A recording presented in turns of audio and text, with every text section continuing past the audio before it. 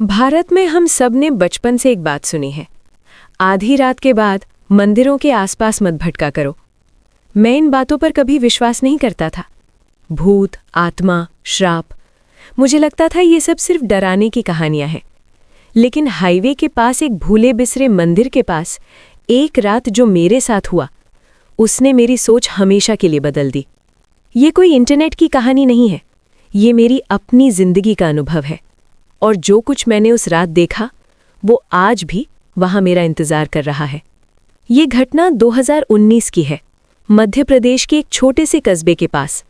उस समय मेरी हालत बहुत खराब थी, पैसों की ज़रूरत थी, इसलिए मैंने एक अस्थायी नौकरी स्वीकार कर ली, नाइट वॉचमैन की। लोकेशन थोड़ी अजीब थी, एक पुराना रेस्ट शेड जो जंगल से सटे हाईवे के पास था, और ठीक बगल में एक टूटा फूटा शिव मंदिर। कॉन्ट्रैक्टर ने बस इतना कहा, रात में वहां रहना है, कोई काम नहीं है। जाते जाते उसने एक अजीब सी चेतावनी दी, मंदिर के अंदर रात में कभी मत जाना, और अगर घंटी बजे तो सुनने की कोशिश मत करना। उस वक्त मैं हंस दिया, मुझे नहीं हंसना चाहिए था। पहली रात सब सामान्य था, कोई गाड़ी नहीं, कोई इंसान नहीं, सिर्फ जंगल की आवाज़ें। मंदिर शेड से करीब 50 मीटर दूर था, दीवारों पर बेलें लिपटी थीं, अंदर मूर्ति अब भी मौजूद थी। करीब 12:30 बजे रात मैंने एक हल्की सी आवाज़ सुनी, टंग टंग। मंदिर की घंटी। हवा नहीं चल रही थी, कोई इंसान नहीं था। फिर आवाज़ आई, धीमी, भाई, जैसे कोई बहुत मेहनत से घंटी की रस्सी खींच रहा हो। मैं बाहर नहीं गया, पूरी रात खुद को समझाता रहा, हवा होगी। दूसरी रात मैंने कुछ अजीब देखा। मंदिर के पास ताज़ा पैरों के निशान थे, नंगे पैर, कीचड़ से सने हुए। लेकिन समस्या ये थी, कई दिनों से बारिश नहीं हुई थी, और वो निशान मंदिर के दरवाजे पर जाकर ख़त्म हो रहे थे। बाहर निकलने के कोई निशान नहीं थे। तीसरी रात, औरत की आवाज़। करीब 2 बजे रात जब मैं शेड में बैठा था, मैंने एक औरत की आवाज़ सुनी, बहुत धीमी, रोती हुई। वो कह रही थी, बेटा, पानी। मेरे रोंगटे खड़े हो गए। आसपास कोई गांव नहीं था, कोई घर नहीं। फिर आवाज़ आई, इस बार और करीब। मैंने तुरंत दरवाज़ा बंद कर लिया।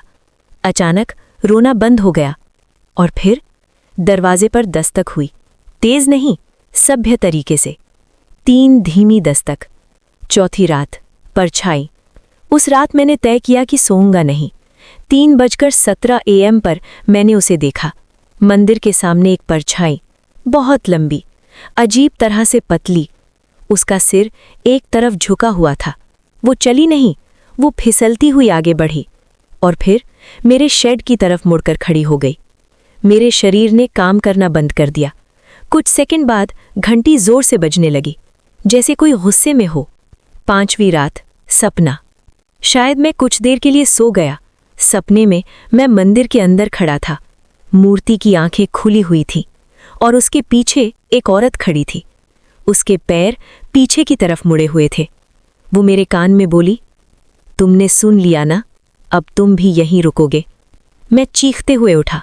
मेरा बदन पसीने से भीगा था, और ज़मीन पर कीचड़ के पैरों के निशान थे। शेड के अंदर। सुबह मैंने हाईवे के पास एक बूढ़े चाय वाले से बात की। जैसे ही मैंने मंदिर का जिक्र किया, उसका चेहरा बदल गया। वो धीरे से बोला, सालों पहले एक औरत को वहीं जला दिया गया था। रात में घंटी अपने आप बजती है। फिर उसने मुझे घूर कर देखा। जो सुन लेता है वो वापस आता है। 7वीं रात, आखिरी रात। मैंने तय कर लिया था कि ये मेरी आखिरी रात है। 2:11 AM पर घंटी फिर बजी, इस बार बहुत तेज। फिर शेड के चारों ओर दौड़ते हुए पैरों की आवाज़ें, नंगे पैर। कोई हंसा, सूखी, टूटी हुई हंसी। दरवाजे का हैंडल घूमने लगा, धीरे धीरे। मैंने आंखें बंद कर ली और जो भी मंत्र आता था पढ़ने लगा। अचानक सब शांत।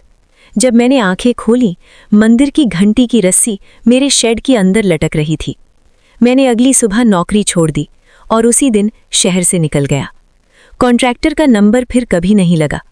आज भी जब मैं रात में किसी मंदिर के पास से गुजरता हूँ, मैं घंटी की आवाज़ नहीं सुनता, क्योंकि कुछ घंटियाँ भगवान को नहीं बुलाती, वो आपको बुलाती हैं। अगर कभी आधी रात को मंदिर की घंटी सुनाई दे, मत रुकना, पीछे मत देखना और कभी जवाब मत देना, क्योंकि भारत में कुछ जगहें खाली नहीं होती, उन्हें संभाला जाता है।